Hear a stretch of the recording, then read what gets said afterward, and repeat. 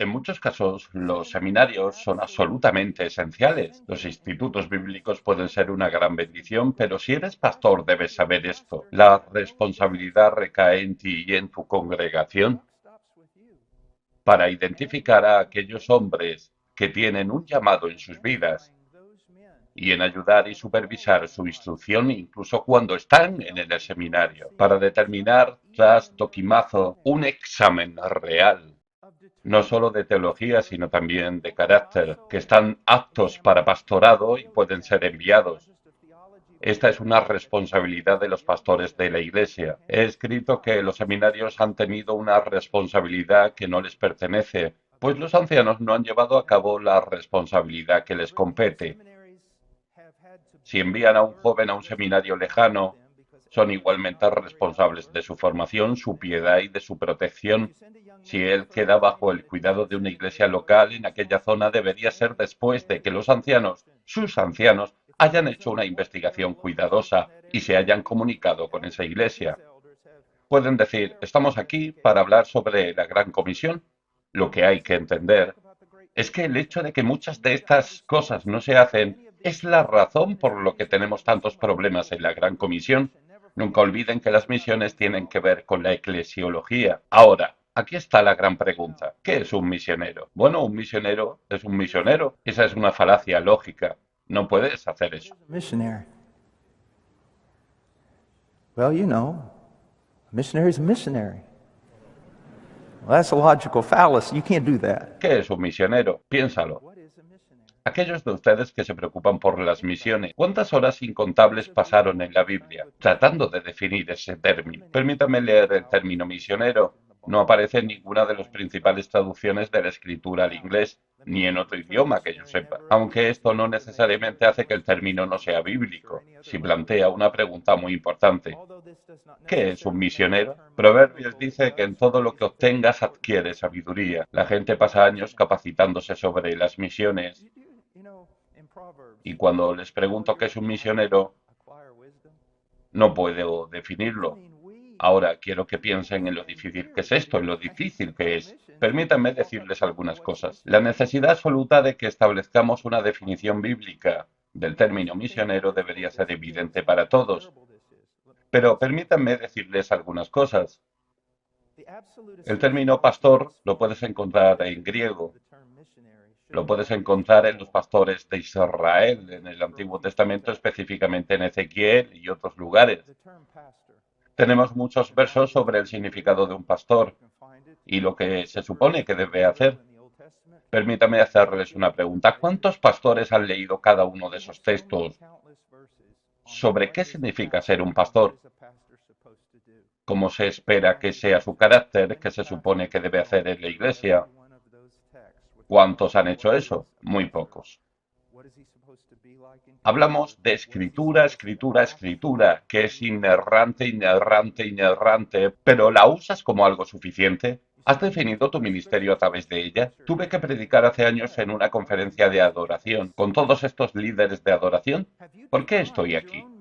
No tengo ninguna habilidad para cantar. Y entonces pensé, necesito corroborar una idea. Me levanté y dije, antes de comenzar creo que estoy viendo a unos 500 líderes de adoración. ¿Cómo fue y cuántos años te tomó leer de Génesis hasta Apocalipsis una y otra vez?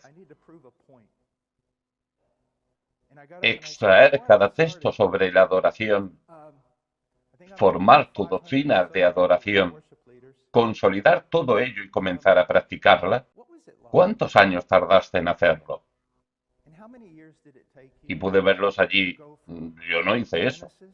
Luego les recordé con gusto que Dios mató a dos líderes de adoración en el libro de Levítico por esa razón. Your doctrine of worship, consolidate the whole thing and begin to practice it. How many years did it take you when you did that?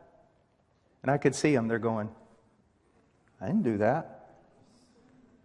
And then I delightfully reminded them, God killed two worship leaders in the book of Leviticus for that very reason. Quizás deberías Maybe you considerarlo. ought to think about it.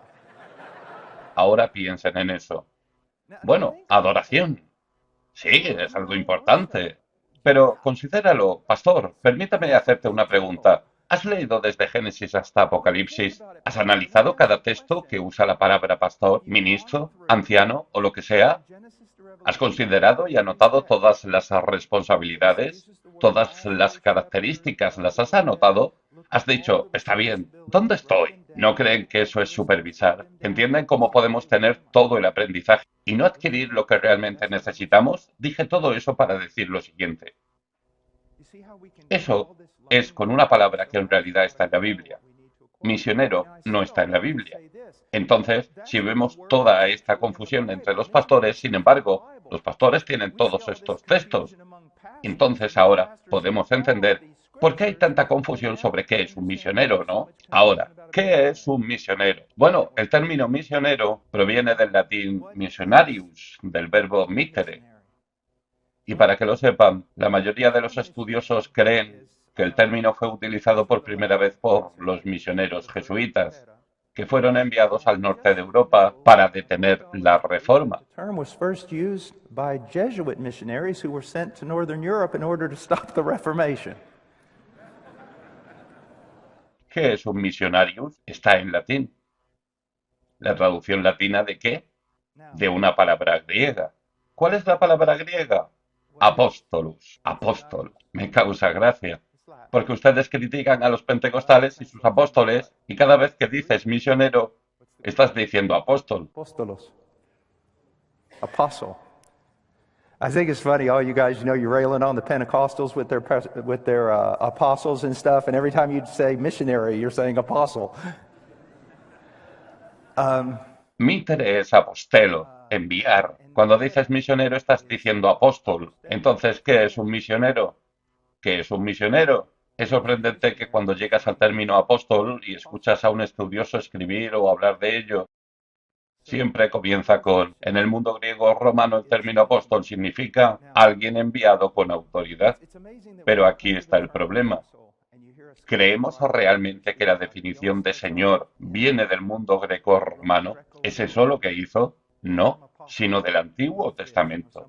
Al leer el Antiguo Testamento, en especial si usas la Septuaginta, que es la traducción griega del Antiguo Testamento hebreo, encontrarás esto con bastante frecuencia. Dios envió, Dios envió, Dios envió. Hay algo más que me gustaría que supiera. Ese término apóstol fue usado, muchos estudiosos creen, por el Sanedrín y también por las sinagogas más grandes. Se decía en hebreo shaliach. Quisiera leerles algo de San Waldron. Escuchen. Un apóstol es un enviado, tanto en hebreo como en griego. La palabra apóstol se deriva del verbo que significa enviar. Sin embargo, entre los judíos la palabra shaliach o enviado ha adquirido un significado muy específico. Estudios recientes han demostrado que la estructura formal del apostolado se deriva del sistema legal judío, en el que a una persona se le puede otorgar el poder legal de representar a otra. El que posee tal poder se llama shaliach o apóstol. La singularidad de esta relación se expresa claramente en la noción de que el shaliach de un hombre es como el hombre mismo. Bueno, ¿qué significa eso? El que ha oído shaliach ha oído al que lo envió. Ahí es donde surge la autoridad. Creo que es probable que ya estés estableciendo paralelos entre el Hijo y el Padre, y también entre los apóstoles y Cristo. Ahora bien, en el Nuevo Testamento la palabra griega apóstol también posee un significado técnico similar. Jesucristo fue el apóstol de su Padre, Hebreos 3. De ahí lo que declaró Jesús, su Padre también declaró, Juan 14, del 6 al 10. De manera similar, los 12 son sus apóstoles, Juan 20, 21. Recibir el apóstol de Cristo es recibir a él, Mateo 10, 40, Juan 13, 20. Por lo tanto, un apóstol era el representante legal. En el lenguaje moderno era tener el poder de otra persona. Tal vez tenga que dejar mis bosquejos porque me doy cuenta de que se me va a acabar el tiempo y tengo que avanzar rápido como una ardilla. To possess the use in modern parlance, he had the power of attorney for someone else. Now, I'm going to have to withdraw from my notes because I realize I'm going to run out of time and I've got to run like a squirrel. So, Quiero que consideren algunas cosas. En primer lugar, en la Biblia tenemos a los apóstoles de Cristo. En un sentido restringido se refiere a los 12, quienes fueron elegidos directamente por Cristo durante su ministerio terrenal. Las enseñanzas de los apóstoles establecieron los cimientos de la Iglesia que solo se pueden poner una vez, para que lo sepan. Efesios 2:20. Ningún hombre fuera de la esfera de los apóstoles originales cumple con los requisitos de un apóstol genuino, como se establecen en la Escritura, 2 Corintios 12:12. El apóstol Pablo se consideró como el último de ser llamado, 1 Corintios 15:8. Así que hemos resuelto eso, ¿verdad? Ya no hay más apóstoles de Cristo. Pero en un sentido más amplio, el término apóstol también se usa en el Nuevo Testamento para describir a aquellos hombres que fueron enviados por las iglesias como sus representantes oficiales, mensajeros, enviados, emisarios, encargados o colaboradores para la expansión y edificación de la iglesia en el campo misionero. Hay dos lugares donde encontramos esto, en 2 Corintios 8:23 y en Filipenses 2:25. Ahora solo quiero que vayan por un instante a 2 Corintios y quiero mostrarles en 8:23, en cuanto a Tito, es mi compañero y colaborador entre ustedes, en cuanto a nuestros hermanos, son mensajeros de las iglesias y gloria de Cristo. Esta palabra aquí es apostoloi, que es plural de apóstol. Son los apóstoles de las iglesias. En Filipenses 2:25, Epafrodito era el mensajero de la iglesia en Filipos, quien fue enviado por la iglesia como representante de la iglesia para ministrar a Pablo. Me gustaría hacer una distinción aquí. Uno, los apóstoles de Cristo fueron nombrados y enviados bajo la autoridad directa de Cristo resucitado. Eso los hace extremadamente únicos. Además, recibieron revelación de Cristo. Paul. Now, I want to draw a distinction here. The apostles of Christ were appointed and sent out under the direct authority of the risen Christ. Number one, that makes them extremely unique. Also, they received revelation from Christ Que sentaba los fundamentos de la iglesia. of the church. Entonces esos son los apóstoles de Cristo. Pero en el Nuevo Testamento tenemos a los apóstoles de las iglesias. Oficialmente se les envía.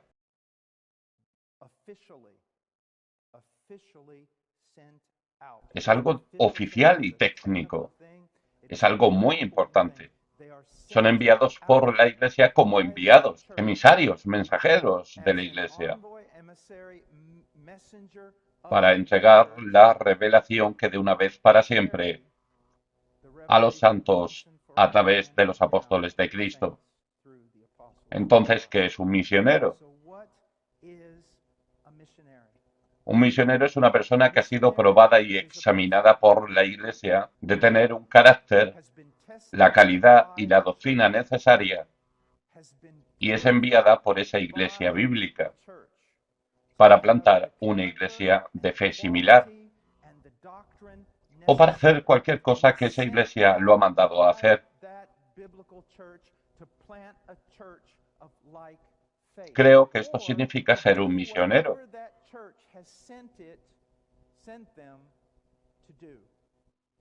Es un enviado. Es enviado tras haber sido examinado bajo la autoridad de la iglesia. Permítame expresar bien esto para que no haya malentendidos. Los apóstoles de Cristo fueron hombres llamados por Cristo durante su ministerio terrenal. Fueron enviados por Cristo y recibieron revelación. Poseían una autoridad eclesiástica superior. Eran los apóstoles de Cristo. Y se han ido a casa para estar con el Señor. Pablo fue el último. Luego están los apóstoles de las iglesias, hombres conocidos por la iglesia, hombres conocidos por los ancianos, hombres entrenados, hombres en quienes se ha invertido, hombres que han sido probados y son enviados por la iglesia con una tarea específica. Y cuando son enviados van como representantes de esa iglesia con la misma doctrina. Cuando hablan esa doctrina están hablando por la iglesia. Si su doctrina es verdadera, están hablando por Dios. Ahora, quiero que consideremos por un instante 2 Corintios y quiero que observen algunas cosas que creo que son muy importantes. En el capítulo 8, versículo 16 dice, pero gracias a Dios que pone la misma solicitud por ustedes en el corazón de Tito, pues él no solo aceptó nuestro ruego, sino que siendo de por sí muy diligente, ha ido a ustedes por su propia voluntad. ¿Qué estaba pasando allí? Corinto necesitaba ayuda. Entonces, ¿qué ocurrió? Hubo una petición pública a las iglesias. Alguien necesita ir a Corinto. Fue una petición pública. Podríamos decir que alguien necesita ir a Macedonia, alguien necesita ir a Ucrania, o alguien necesita ir a Madagascar, o alguien necesita ir a París. Y en esa petición pública, ¿qué sucede? Dios puso una solicitud en el corazón de Tito por la iglesia en Corinto. Dios lo hizo. Esta palabra solicitud puede significar urgencia, también puede ser un amor serio, urgente y poderoso. Todos escucharon la petición. Hay necesidades en Corinto, pero Dios puso en Tito una solicitud de ir. Quiero ir, tengo que ir. Siento un gran pesar por esas personas. Luego, ¿qué sucede? Versículo 17, pues él no solo aceptó nuestro ruego, sino que, siendo de por sí muy diligente, ha ido a ustedes por su propia voluntad. En algunos lugares de Asia, creo que los pastores tienen mucha autoridad. Envían personas al campo misionero que ni siquiera tienen el llamado. Los envían allí, pues el pastor dijo, tienes que ir, te he seleccionado. Eso no es lo que ocurre aquí. Lo que sucede aquí es que en el corazón de Tito se puso una solicitud y él aceptó. Ha ido por su propia voluntad. Es la voluntad de Dios para él. Y él tiene una sensación de ello, una poderosa sensación de ello. Observen qué más sucede en el versículo 18. Junto con él hemos enviado al hermano, cuya forma en las cosas del Evangelio se ha divulgado por todas las iglesias. Los que son enviados no son hombres inmaduros, son hombres que conocen el Evangelio también, que no solo son reconocidos en su propia iglesia, sino que también son reconocidos por otras iglesias. Y él sigue, debemos darnos prisa, vayamos al versículo 22. Con ellos hemos enviado a nuestro hermano, de quien hemos comprobado con frecuencia. Es la misma palabra que se usa con respecto a la evaluación de los diáconos, la evaluación de los ancianos. Dice, de quien hemos comprobado con frecuencia que fue diligente en muchas cosas, pero que ahora es mucho más diligente, debido a la gran confianza que tienen ustedes. Entonces, ¿qué tenemos? Tenemos a hombres que han escuchado una petición pública, hombres que han sentido en sus vidas una solicitud, un deseo, una pasión por ir, han aceptado el llamado, pero también son hombres que han sido probados, hombres calificados, hombres que conocen el Evangelio. Y luego dice en el versículo 23, en cuanto a Tito es mi compañero y colaborador entre ustedes, en cuanto a nuestros hermanos son mensajeros de las iglesias, son apóstoles, son enviados, enviados de las iglesias y gloria de Cristo. Lo que significa que sus vidas glorifican a Cristo o sus vidas reflejan la gloria de Cristo. Churches a glory to Christ, which either means their lives bring glory to Christ or their lives reflect the glory of Christ. Ahora resumamos esto. So now let's sum this up. ¿Cómo funciona? How does it work? Tenemos una iglesia bíblica, ancianos bíblicos que están orando, que están capacitando a los hombres e invirtiendo su tiempo y energía en ellos, enseñándoles teología.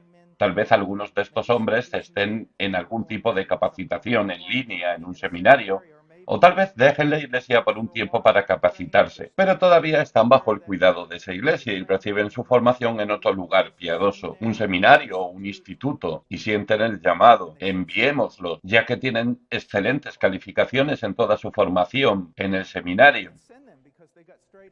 Absolutamente no. Ese es uno de los problemas. Uno de los grandes problemas. Un joven obtiene excelentes calificaciones en un instituto bíblico y sigue el grado de maestría, obtiene excelentes calificaciones y continúa con el doctorado, es un estudiante brillante, termina su doctorado y es nombrado anciano. Eso está mal. Si eso es todo lo que se hace, está mal. No se trata de obtener excelentes calificaciones en alguna actividad académica. Se trata del carácter. Primera de Timoteo 3 y Tito 1. Su carácter ha sido puesto a prueba. Por lo tanto, el joven regresa y afirma: siento el llamado para ir a Berlín. Necesito ir allí. Bueno, hemos observado tu vida y cosas así. Regresa, continúa con nosotros. Vamos a apartarte. Vas a estar con nuestros ancianos por un tiempo. Vamos a encontrar una manera de quizás hay alguna plantación en Berlín o en algún otro lugar y vamos a empezar a trabajar juntos. Cuando él se va, va como un enviado de esa iglesia, con la doctrina de esa iglesia. Él representa esa iglesia. Si predica de manera incorrecta, en cierto sentido está traicionando esa relación con la iglesia. Pero cuando predica la doctrina de esa iglesia, habla con la autoridad de esa iglesia. Es un misionero. But when he preaches the doctrine of that church, he speaks with the authority of that church. He's a missionary.